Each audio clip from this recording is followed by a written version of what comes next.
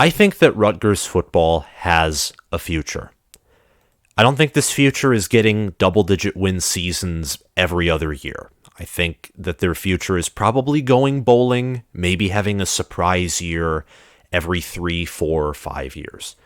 But for Rutgers football, this is great. It's actually, for Rutgers football, it's fantastic, rather, I should say. And there's nothing wrong with that. And this is where I'm going to start this video off. There have been people, radio hosts, podcasters, YouTube people that I've listened to who are asking the question, should Greg Schiano be under pressure because he had a losing record this past season? Should he have to go 6-6 and legitimately, because going to a bowl rate because of academic progress rate isn't exactly the best way to go to a bowl game because it's not even close to being guaranteed you'll get one. Going 6-6 is almost a guarantee you will get a bowl game. But anyway, should he be under pressure, and in order to relieve that pressure, he has to go 6-6 or higher? I think that that is asinine. I really do. Because, one, he's taken over a program that has been busted from the tenure of Chris Ash, who, if Rutgers was a house, I'm going to use an analogy here, he not only tore the siding down, the roof off, took all the appliances out, made sure to pour some water on that drywall, caused a lot of water damage. He just wrecked the program. He also took the entire house, the foundation, the pipes, the drain field, and just took it all out and ruined it. Chris Ash burned Rutgers football to the ground, and Greg Schiano inherited that. The fact he went 3-6 in an all Big Ten schedule in 2020 is, frankly, a miracle. I myself did not even expect that. He came in and immediately, first game, gets a Big Ten win, which is something that Rutgers hadn't seen in several years under, frankly, Chris Ash. It just shows you how good of a coach Greg Schiano was compared to his predecessor. But then you also look not just at the fact that he inherited a busted program from Chris Ash, but the fact that Rutgers football in general is just not a place to win at. It took Greg Schiano 5 seasons at Rutgers to bring them to a bowl game. And before that, his teams went 2-9 in 2001, which was his first year, 1-11 in 2002, 5-7 in 2003, and 4-7 in 2004. And then they finally went 7-4 and lost in the Insight Bowl. And they were in the Big East in Greg Schiano's first tenure from 2001 to 2011 before he went and took the Tampa Bay job. The Big East, for all intensive purposes, because maybe in a year or two there were some exceptions, Big East was always an easier conference than the Big Ten, especially when you compare it to the modern-day Big Ten, where Ohio State is a machine, where Michigan might be reaching national prominence again. We'll see about that. Penn State has had some good years under James Franklin. They could always pop out of nowhere like they did in 2016.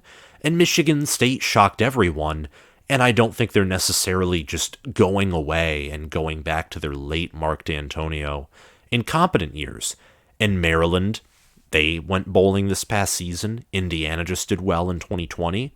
And this is not even including the Big Ten West, who Rutgers has to play cross-divisional opponents of every year. Rutgers has one of the toughest schedules in the nation basically every year because of the conference and division they play in. Plus, Schiano inherited a busted program. Plus, Rutgers, if we're going to make another analogy, is like someone in the gym who doesn't have good genetics, doesn't have the resources, the money to have the perfect diet, or at least it's not feasible for them.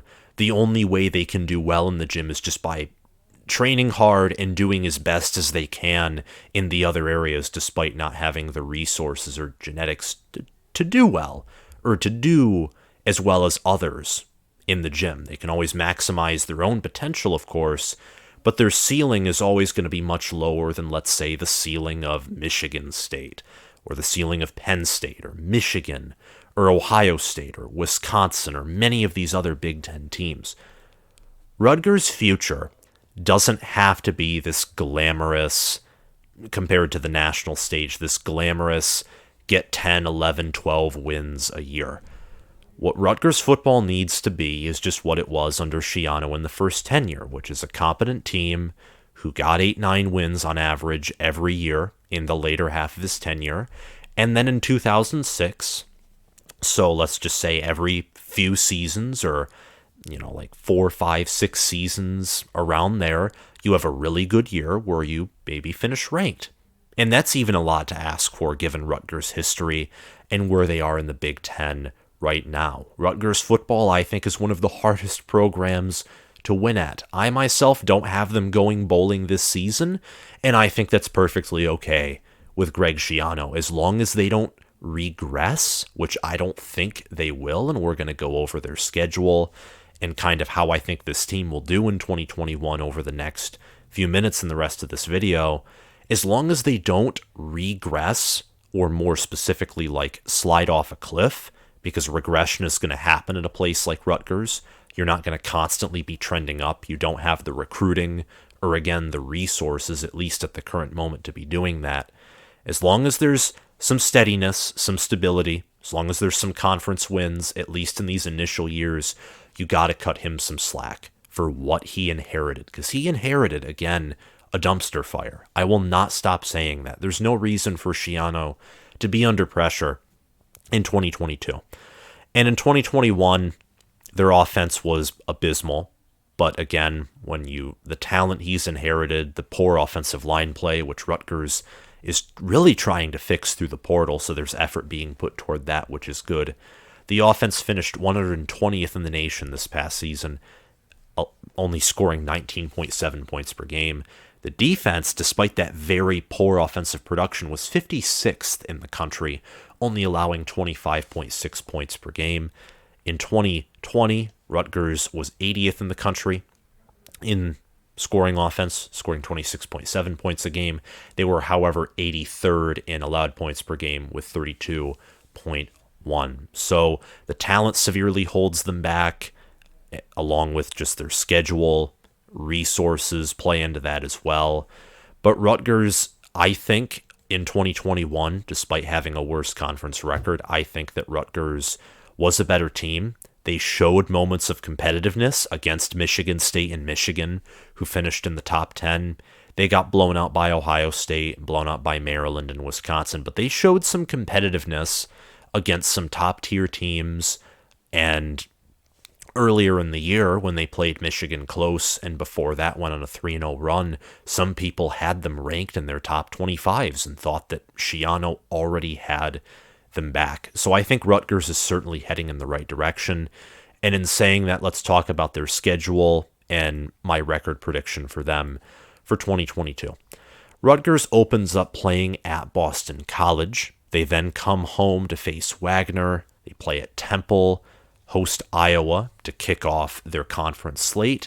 After facing Iowa, they travel to Ohio State, host Nebraska, host Indiana, then play at Minnesota before returning home to host Michigan, play at Michigan State, then host Penn State, then finally play at Maryland.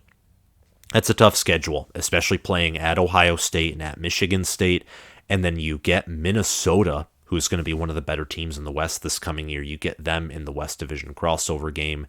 Same thing with Iowa, who, despite the fact that I think they have a down year, still getting a team that isn't named Northwestern or Illinois from the West is always going to be a tough ask for, again, a school like Rutgers. I think Rutgers goes 5-7, 2-7 in conference, the same record as last year. I think they'll improve in many different areas. They'll probably have a few closer games, but at the end of the day, their talent and offensive line play, their QB play with Noah Vedral, who I assume is going to be the starter just because he's more of a known, has more experience, and him and Wimsatt looked pretty similar in the spring game. I won't expect a change, at least initially, at quarterback, and Vedral certainly has, I think, come close to hitting his ceiling, despite the poor O-line play. I think Rutgers, again, 5-7. They'll improve in all aspects. I think they'll win at Boston College, win versus Wagner, win at Temple. They'll upset Iowa, I think, to start 4-0, And I'm not saying that because I think Rutgers is going to be great, as I have them going 5-7, but I just think Iowa's going to have a down season, and I think they're going to enter Rutgers. They're going to be ranked higher. I think it's just kind of a classic trap game in a sense, and I think that Schiano, being a good coach he is, will get an upset win there. Rutgers will then lose to Ohio State in Columbus, return home to lose to a Nebraska team that I think will be better than most think. Rutgers will get their final win at home against Indiana, so they'll be 5-2 before closing out on what I think will be a 5-game losing streak in a very tough schedule at Minnesota, hosting Michigan, at Michigan State, hosting Penn State, and playing at Maryland. And all the teams they're losing to have more talent than them, and maybe except for Maryland, and I don't know a whole lot about the resource story at Rutgers or Maryland, all those schools Rutgers is losing to, they have better talent and they have better resources. And a lot of those teams, as a result of those two things, but mainly the resources, do also have better coaching staffs. The head coach is always very important, but coaching staffs are important as well. And the more resources you have the better chance of building a great coaching staff. But I think Rutgers, again, they're on the uptrend, and I think that there is hope for them over the next several years. I do think Greg Schiano is going to build this program back, going to get them to a bowl game at some point. I just don't think it's going to be this year. But I do think that if I am wrong, because these are predictions, there's always a good chance that I am wrong, I do think that the ceiling for this team is somewhere around that 6-6, maybe 7-5 range. Rutgers could totally find a way to upset one of the teams I have them losing to, like more likely than not Maryland or Penn State, I think. Or if Nebraska has another down year, that could also happen too, and find their way to get into a bowl game. A program reborn, and by reborn I mean restored to what they were under Schiano in his first tenure. So going bowling, being competitive against good teams, occasionally having a fantastic season. They had the 33rd high school recruiting class in 2022. Last time I checked, I think now it's moved to maybe 30th or maybe a little lower. They had the 29th or around their transfer portal class. I made the art for this video a few days ago, just recording it now, just wanted to let you know. And even with Valentino Ambrosio departing the program, which was a while ago, but for whatever reason I didn't hear about it or look into it until a few days ago, I still think special teams are going to be top notch. They were fantastic this past season. They immediately improved when Schiano got here. Rutgers seems to be a team, and 2021 embodied this, where they were good at defense and special teams. The two things that I think are most affected by coaching. Because we all know that with offense, there are plenty of examples of teams even several years ago where they didn't necessarily have great coaching, but they just had such talented offenses where it just didn't matter. They could just roll through you. And it's even the case for defense too, but I think with especially special teams, you got to be well coached in special teams to have good special teams. And I think that Rutgers is very well coached in special teams. I think they're coached well on defense.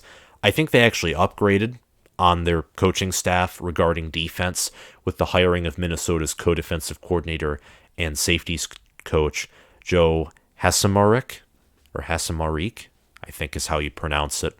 Probably or possibly butchered that. But I also think the offensive line is going to be revamped. There's already evidence of this. Rutgers brought in several offensive linemen, both in their transfer portal class and their high school recruiting class in 2022.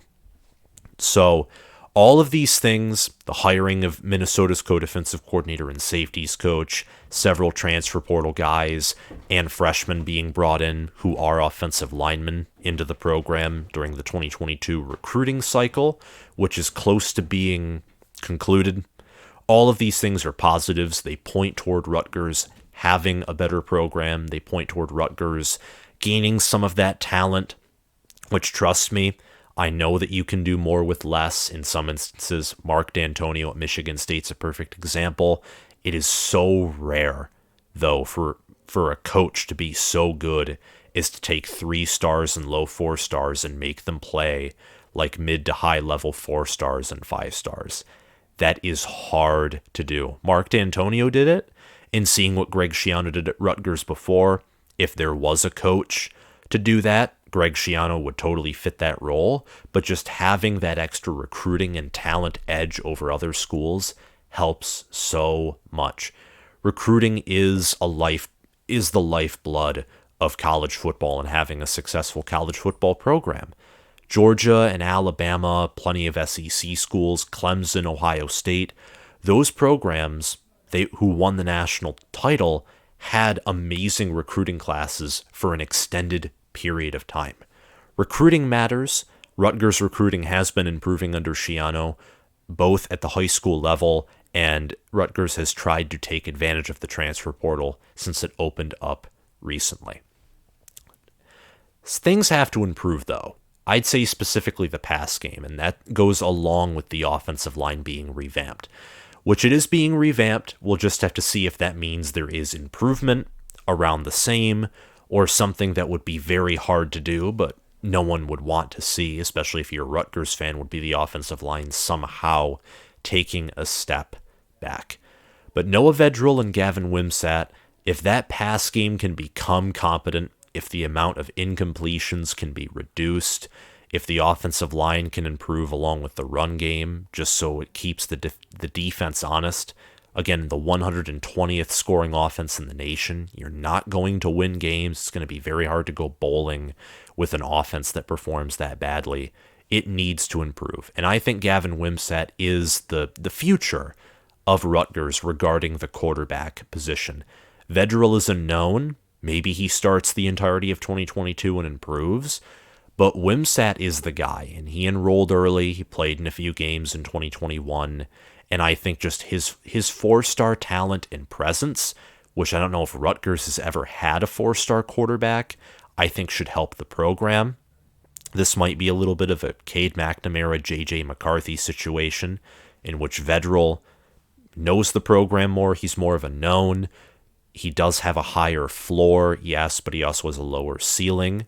So I don't know as much about Rutgers as I do as my own school, Michigan, which I am a fan of if you haven't figured that out already by the profile picture in my other videos. But that's the sense that I get surrounding the QB position. Rutgers also doesn't have a whole lot of talent at running back, wide receiver, O-line. They just don't have a whole lot of talent on offense in general, though that is improving, and Rutgers has brought in some highly ranked prospects, a good wide receiver from Syracuse in the portal. So again, their talent is improving, which is a plus, but that passing game needs to progress. Same thing with the entire offense. I probably should have put the offense needs to progress, because that defense certainly improved from 2020 to 2021. It was obvious just looking at how it moved from in the 80s to the 50s out of 130, 131 FBS teams. But the offense just needs to improve if Rutgers wants to be competitive in the Big Ten and want to consistently go to bowl games, which I think is all that Rutgers fans desire. And if I'm wrong there, you can comment down below. And the final thing that we've already discussed, but I just want to reiterate it, Schiano has won at Rutgers before. It took him 5 seasons for Rutgers to go bowling, and I did say that he won there before and had some great seasons, but let me go in more detail and tell you the records he had after those first 4 bowlless losing season years. So started 2-9, 1-11, 5-7, and 4-7. You get to 2005, and they go 7-5 with a loss in the Insight Bowl. You get to 2006, and you go from 4-7 to 11-2 in 2 years.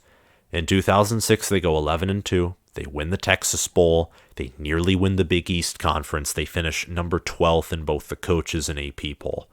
2007, Rutgers goes 8-5 with a win in the International Bowl. 2008 is the same record with a win in the Papa John's Bowl.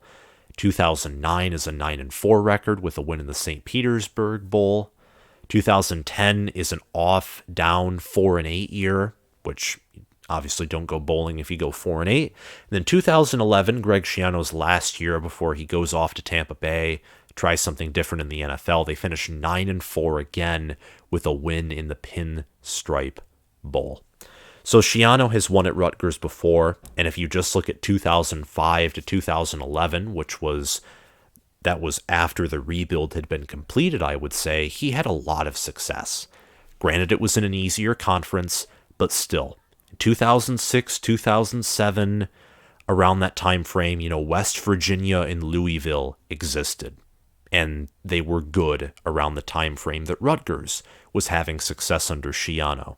And Cincinnati existed in some of those years. Pittsburgh had some decent years when they were really bad around that time frame, but during that exact time frame, like the late 2000s, they did have some decent years, and Rutgers had to face those teams.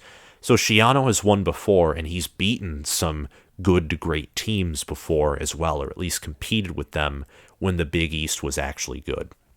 So Rutgers absolutely, I think, is on track to being a reborn program. Again, it's not going to be like 10 or 11 wins every other year. If that happened, that would be a miracle. It would be one of the biggest storylines in college football history to ever exist. But I think that they're certainly on track to being a program that can get a bowl game most years and occasionally have a year where they shock everyone. Maybe come close to winning the conference, or not conference, division as they currently stand, or at least are in the conversation to do so come in November. And that's my thoughts on Rutgers football. Do you think Rutgers football is a future under Schiano, like I do, where they can maybe once in a blue moon, once every 10 years, maybe contend for the division, and outside of those years, mostly go 6-6, 7-5, and get a bowl win or go to a bowl game? Or do you think that Rutgers is just doomed to failure because of how hard it is to win at Rutgers and the lack of resources and lack of recruiting? Or maybe you just think Schiano's no longer that good of a coach.